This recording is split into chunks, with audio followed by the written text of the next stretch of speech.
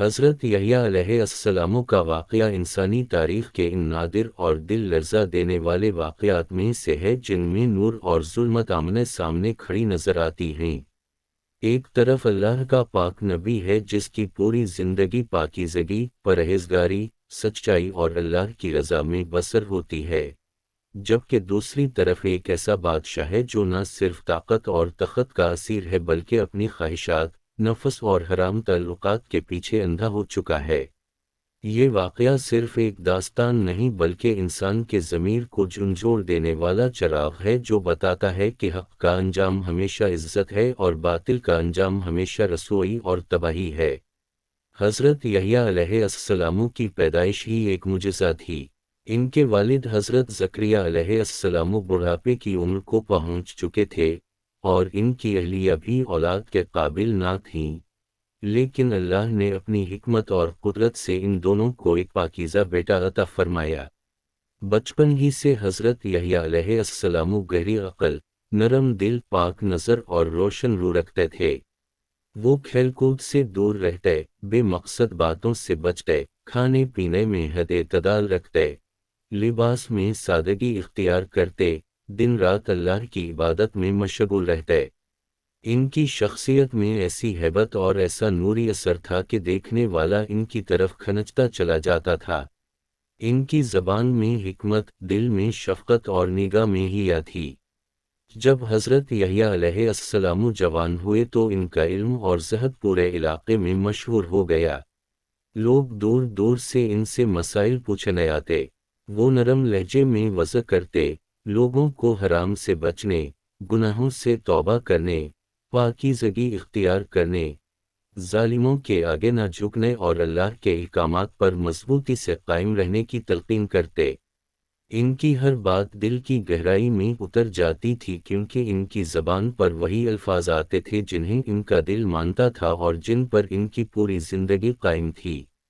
لیکن اسی زمانے میں ایک ظالم اور بدکار بادشاہ حکمران تھا جس کا نام ہیرودس تھا۔ اس کی فطرت میں ظلم، تکبر، بے حیائی اور خواہشات کی غلامی رچی ہوئی تھی۔ وہ بادشاہ تو تھا مگر دل اور دماغ میں اندھیرا تھا۔ اس نے اپنی ہی بھابھی کو، یعنی اپنے بھائی کی بیوی کو، زبردستی اپنے ساتھ رکھا ہوا تھا۔ یہ عمل شریعت موسوعے کے مطابق حرام تھا۔ لوگ خوف کے مارے خاموش تھے، مگر حضرت یحییٰ علیہ السلام نے جب اس بدکاری کا علم پایا تو ان کے اندر کی نبوتی غیرت اور اللہ کی شریعت کے دفاع کا جوش بیدار ہوا۔ انہوں نے بغیر کسی خوف کے بادشاہ کو روکا، نہ مداحنت، نہ چاپلوسی، نہ نرمی جو حق کو دبائے۔ انہوں نے صاف اور سیدھے الفاظ میں کہا، یہ عورت تیرے لیے حرام ہے، اس سے نکاح جائز نہیں، یہ گناہ عظیم ہے، اللہ کے غضب کو مت بلاؤ۔ بادشاہ نے پہلی بار یہ بات سنی تو اس کا چہرہ لال ہو گیا، مگر اس کے اندر اتنی طاقت نہ تھی کہ وہ سچ کا مقابلہ کرے۔ اصل بھڑکتے ہوئے شعلے اس کی حرام عورت کے دل میں اٹھے۔ وہ عورت حضرت یحییٰ علیہ السلام کی مقبولیت، ان کی راست گوئی اور ان کے بیانات سے سخت نفرت کرنے لگی۔ وہ سمجھتی تھی کہ جب تک حضرت یحییٰ زندہ ہیں، لوگ اس کے حرام تعلق کو کبھی قبول نہیں کریں گے۔ چنانچہ اس عورت نے بادشاہ کے دل میں زہر انڈیلنا شروع کر دیا۔ وہ بار بار کہتی، اگر تم مجھ سے محبت کرتے ہو تو پہلے اس شخص کو ختم کرو جو میرے اور تمہاری راہ میں رکاوٹ بنا ہوا ہے۔ بادشاہ کمزور ارادے والا شخص تھا۔ اس نے آخر کار حضرت یحییٰ علیہ السلام کو گرفتار کروا دیا۔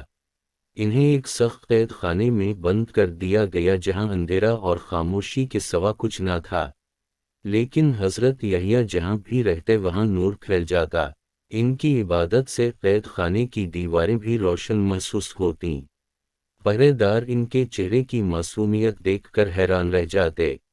وہ جانتے تھے کہ یہ کوئی عام انسان نہیں بلکہ اللہ کا نبی ہے۔ ادھر وہ حرام عورت اپنی دشمنی میں مزید مضبوط ہوتی گئی۔ بادشاہ کے دل پر اس کی گرفت گہری ہو گئی تھی۔ پھر ایک دن بادشاہ نے ایک عظیم الشان دعوت رکھی جس میں شراب، ناچ اور لہو و لعب کی محفلیں سجائی گئیں۔ اس حرام عورت کی بیٹی نہایت حسین اور جوان تھی۔ اس نے محفل میں رقص کیا اور بادشاہ اس کے حسن اور ادا پر اس قدر فریفتہ ہوا کہ وہ اپنے ہوش کھو بیٹھا۔ جذبات سے بے قابو ہو کر اس نے اعلان کر دیا کہ تم آج جو مانگو گی میں دوں گا۔ لڑکی نے فوراً اپنی ماں سے مشورہ کیا۔ اس لعین عورت کے دل میں برسوں سے بھڑکتی دشمنی نے اسے کہانے پر مجبور کیا کہ یحییٰ کا سر مانگو۔ جب لڑکی نے بادشاہ سے یہ مطالبہ کیا تو وہ گھبرا گیا، اس کا رنگ فیکا ہو گیا۔ اسے معلوم تھا کہ حضرت یحییٰ اللہ کے نبی ہیں، ان کا خون بہانا ہلاکت ہے، اللہ کے غضب کو دعوت دینا ہے۔ لیکن اس محفل اپنی کمزوری اور اپنی عورت کے دباؤ نے اسے مجبور کر دیا۔ آخر کار اس نے حکم جاری کر دیا کہ حضرت یحییٰ علیہ السلام کا سر قلم کر کے پلاٹ میں رکھ کر لایا جائے۔ قید خانے میں حضرت یحییٰ علیہ السلام عبادت میں مشغول تھے۔ جب سپاہی اندر داخل ہوئے تو ان کے چہروں پر خوف اور غصہ تھا، مگر حضرت یحییٰ علیہ السلام کے چہرے پر سکون تھا۔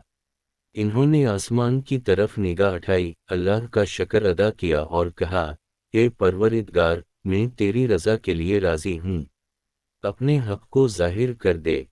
پھر ظالموں نے ان کا سر تن سے جدا کر دیا۔